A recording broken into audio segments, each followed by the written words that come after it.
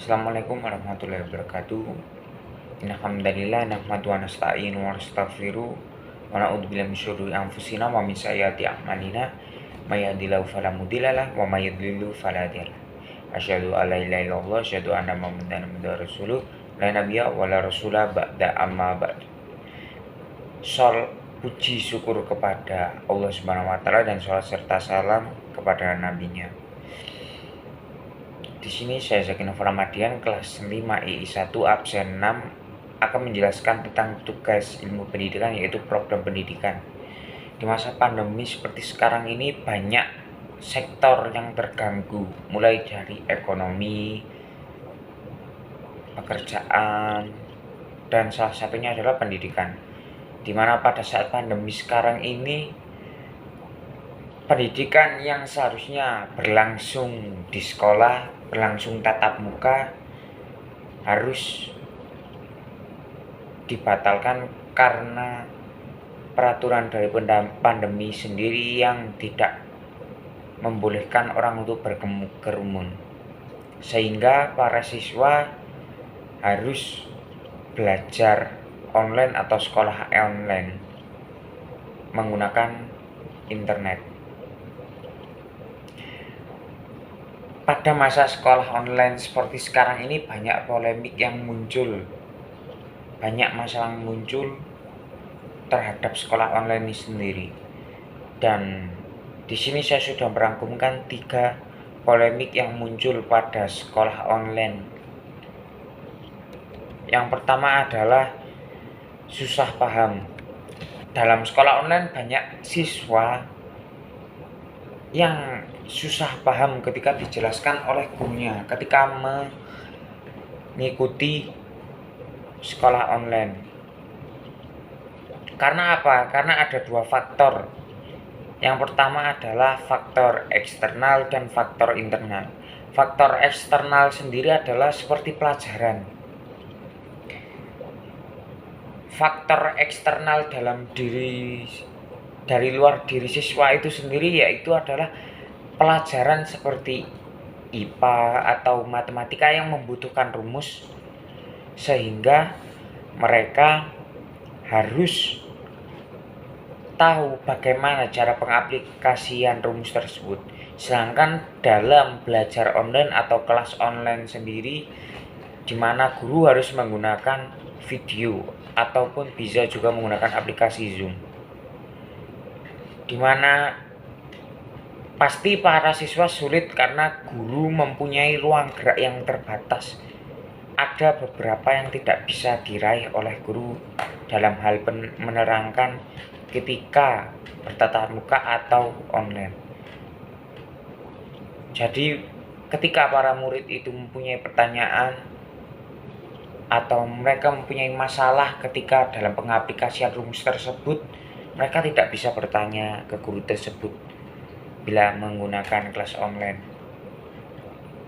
Faktor internal dari para siswa sendiri adalah, pertama adalah kemalasan. Karena ketika kita belajar di rumah, maka kemalasan itu timbul lebih tinggi. Bagaimana kita ketika ingin sekolah pagi, malamnya kita begadang sehingga pada saat sekolah kita mengantuk. Yang kedua adalah godaan dari game dan televisi dan smartphone juga.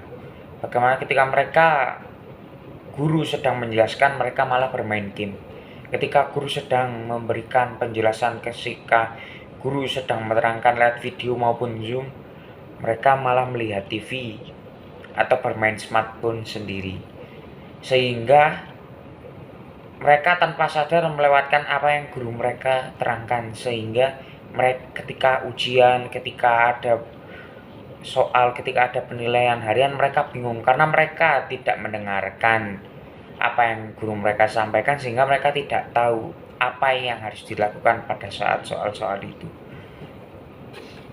Polemik yang kedua adalah susah sinyal, di mana Indonesia sendiri menurut saya adalah negara yang masih belum sempurna dalam hal pemerataan sinyal.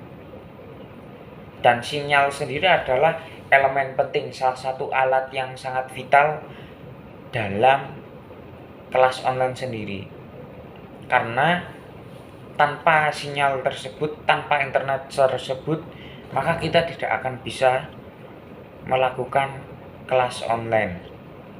Nah, kebanyakan gangguan sinyal internet tersebut karena saya sebagai seorang siswa santri mualimin yang mempunyai banyak teman-teman di Indonesia, khususnya di luar pulau, sehingga saya melihat bahwa banyak dari teman-teman saya yang di luar pulau dari Jawa, mereka ada beberapa yang kesusahan untuk mencari sinyal, terutama kepada yang tinggal agak dalam, atau kesannya adalah mereka tidak tinggal di kotanya tetapi agak dalam, sehingga sinyal internet mereka sangat minim, sehingga ketika mereka ingin mengikuti kelas online mereka terhalang.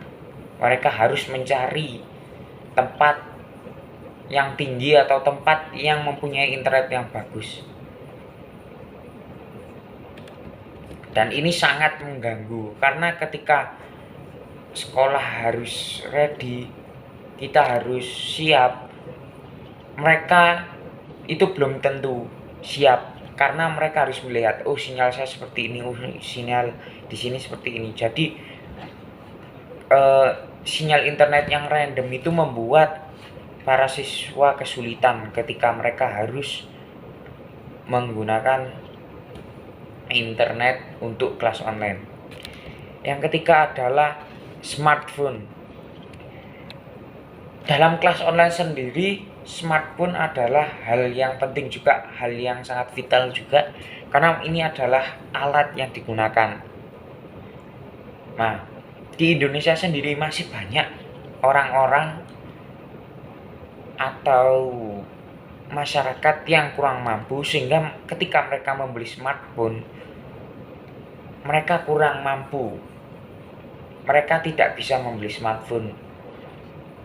Padahal pendidikan sendiri wajib bagi mereka juga, tidak melihat bahwa mereka miskin atau kaya. Sehingga ketika mereka ingin membeli smartphone, maka ada dua pilihan. Ketika mereka membeli smartphone untuk pendidikan tapi mereka tidak makan, atau mereka makan tapi tidak bisa mengikuti kelas online.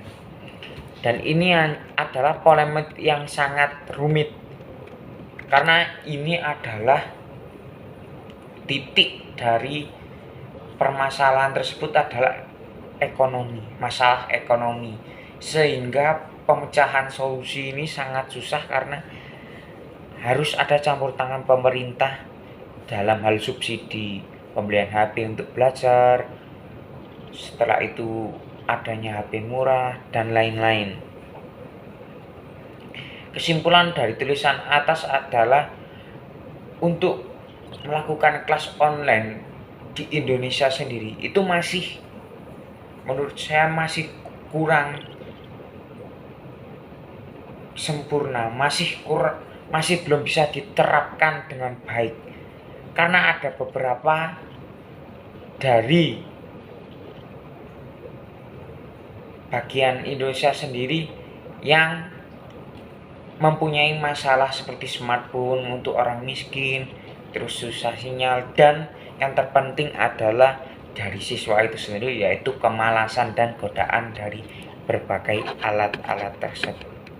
Sekian dari saya, kurang lebihnya saya mohon maaf. Terima kasih. Wassalamualaikum warahmatullahi wabarakatuh.